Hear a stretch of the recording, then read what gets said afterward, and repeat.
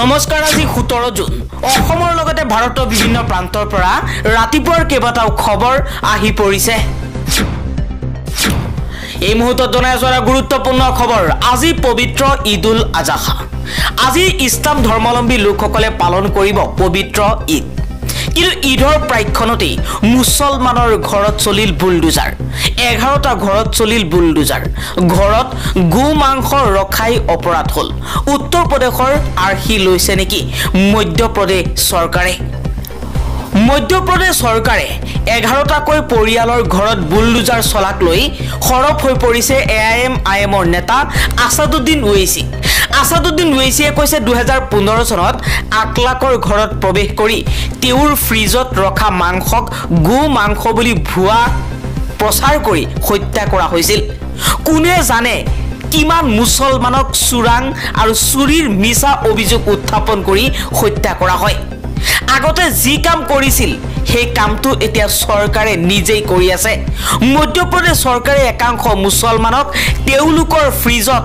গো মাংস থকাৰ অভিযোগ উত্থাপন কৰি 11টা ঘৰ বুলডোজাৰেৰে ভাঙি পেলাইছে অন্যায়ৰ চক্ৰ বন্ধ নহয় আনকি নিৰ্বাচনৰ ফলাফলৰ আগতে আৰু পিছতো মুছলমানৰ ঘৰ ভাঙি পেলোৱা হয় মুছলমানক হত্যা কৰা হয়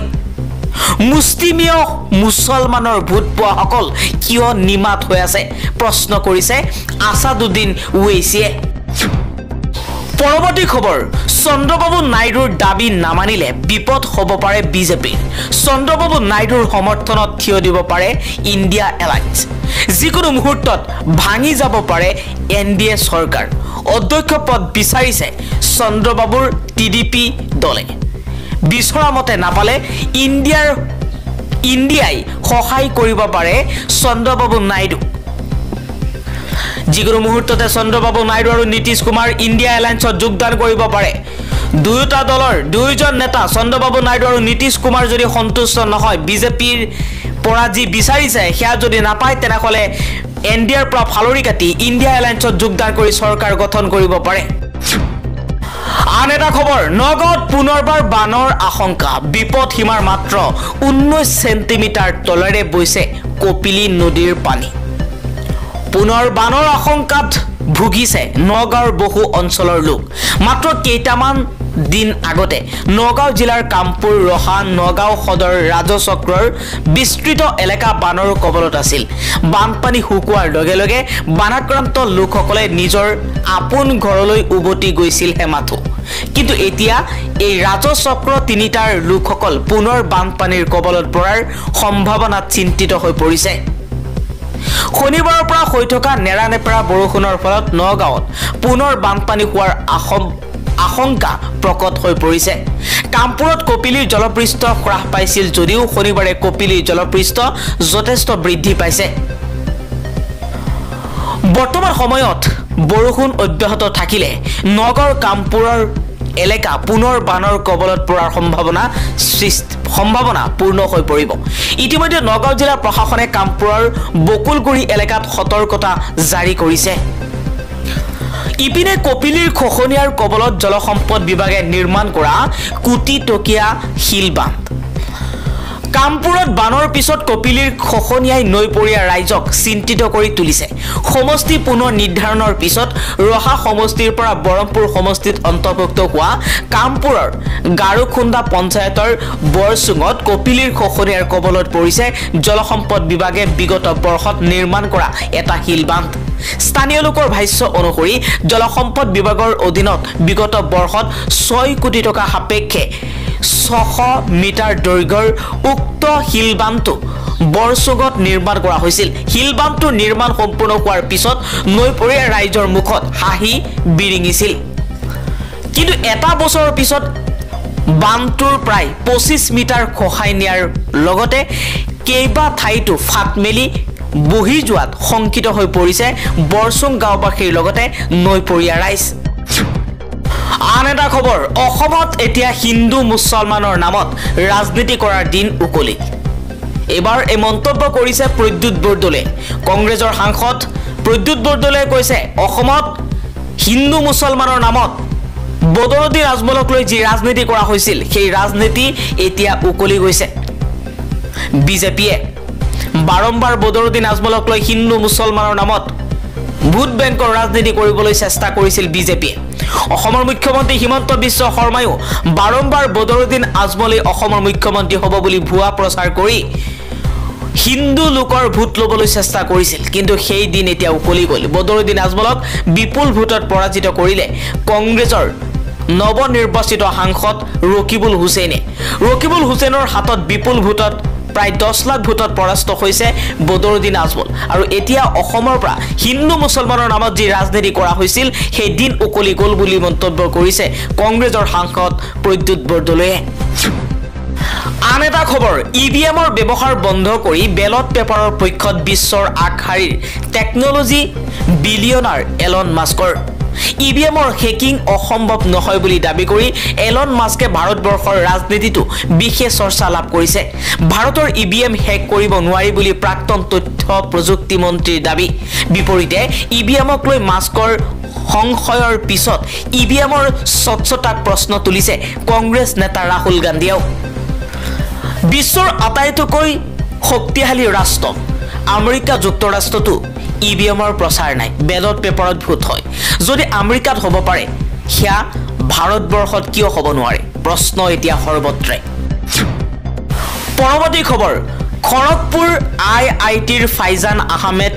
কাণ্ড গোচৰটোৰ তদন্তৰ দায়িত্ব সিবিআইক দিবলৈ অনুৰোধ মুখ্যমন্ত্ৰী হিমন্ত বিশ্ব শৰ্মাৰ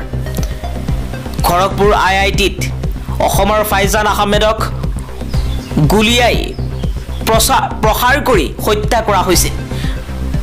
ফাইজান আহমেদৰ মাতৃয়ে মুখ্যমন্ত্ৰী হিমন্ত বিশ্ব শৰ্মাক কৈছিল যে ইয়াক সঠিকভাৱে তদন্ত কৰি দোষী কৰায়ত্ব কৰি কঠোৰ শাস্তি দিব লাগে আৰু অৱশেষত ফাইজান আহমেদৰ মাতৃৰ অনুৰোধ ৰক্ষা কৰি মুখ্যমন্ত্ৰী হিমন্ত বিশ্ব শৰ্মাই ফাইজান আহমেদৰ হত্যাকাণ্ডৰ গোচৰটোৰ তদন্তৰ দায়িত্ব সিবিআইক অৰ্পণ কৰা হৈছে বুলি মন্তব্য কৰিছে পৰৱৰ্তী খবৰ চন্দ্ৰবাবু নাইডুৰ বুলডোজাৰ একশন আৰম্ভ অন্ধ্ৰপ্ৰদেশৰ প্ৰাক্তন মুখ্যমন্ত্ৰী জগনমোহন ৰেড্ডিৰ বাসগৃহত চলোৱা হৈছে বুলডোজাৰ এক ডাঙৰ খবৰ জনাই আছো এইবাৰ বুলডোজাৰ একশন আৰম্ভ কৰিছে অন্ধ্ৰপ্ৰদেশত চন্দ্ৰবাবু নাইডুৱে শপত গ্ৰহণৰ 4 দিনৰ পিছতেই চন্দ্ৰবাবু নাইডুৰ বুলডোজাৰ একশন আৰম্ভ প্ৰাক্তন মুখ্যমন্ত্ৰীয়ে জগনমোহন ৰেড্ডিৰ বাসগৃহত চলোৱা হৈছে বুলডোজাৰ জগনমোহন ৰেড্ডিৰ অবৈধ সম্পত্তিৰ ওপৰত পৰিছে বুলডোজাৰ লুটাছ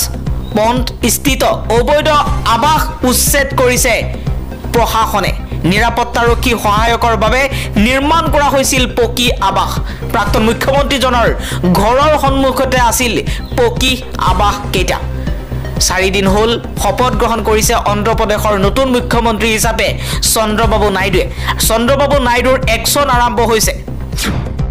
পৰৱৰ্তী খবৰ 2024 চনৰ বিধানসভা নিৰ্বাচনক লৈ এতিয়া তৎপৰ দেখিবলৈ পোৱা গৈছে মুখ্যমন্ত্ৰী হিমন্ত বিশ্ব শৰ্মা অহা বছৰত এটকাকৈ কমিব বিদ্যুতৰ মাচুল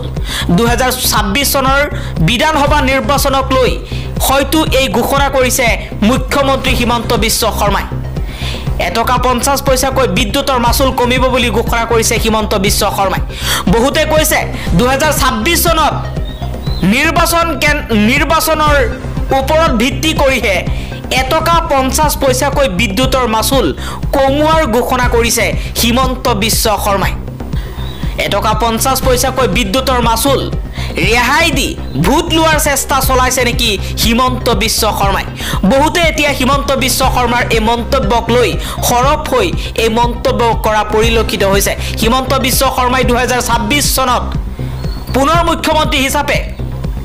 আৰু বিধানসভাৰ আসন দখল কৰিবলৈহে এনে ধৰণৰ কথা কৈছে বুলি বহুতে অভিযোগ কৰিছে বৰ্তমান সময়ত মূল্য বৃদ্ধিয়ে জুৰুলা কৰিছে সৰ্বসাধাৰণ ৰাইজক তেনে সময়তে মাত্ৰ এটকা 50 পইচাকৈ বিদ্যুতৰ মাচুল কমাই দিয়া হ'ব বুলি 2026 চনলৈ নিৰ্বাচনক কেন্দ্ৰ কৰিহে এনে সিদ্ধান্ত লোৱাৰ কথা ব্যক্ত কৰিছে সাধাৰণ জনতাই কৈছে বিদ্যুতৰ মাচুল কমাই দিব নালাগে আমাক দৈনন্দিন ব্যৱহৃত যিবোৰ বস্তু আছে সেইবোৰৰ দাম কমাই দিয়ক দালিৰ পৰা আৰম্ভ কৰি তেল লৈকে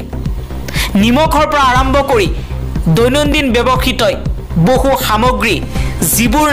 প্ৰত্যেক দিন আমি ব্যৱহাৰ কৰোঁ সেইবোৰ সামগ্ৰীৰ দাম কমাই দিয়ক আমাৰ বিদ্যুতৰ মাচুল কমাই দিব নালাগে আমাক অৰুণোদয় আঁচনি নালাগে সাধাৰণ জনতাই কৈছে আঁচনি বাদ দিয়ক আমি যিবোৰ প্ৰত্যেক দিন ব্যৱহাৰ কৰোঁ সেইবোৰৰ দাম কমাই দিয়ক চৰকাৰ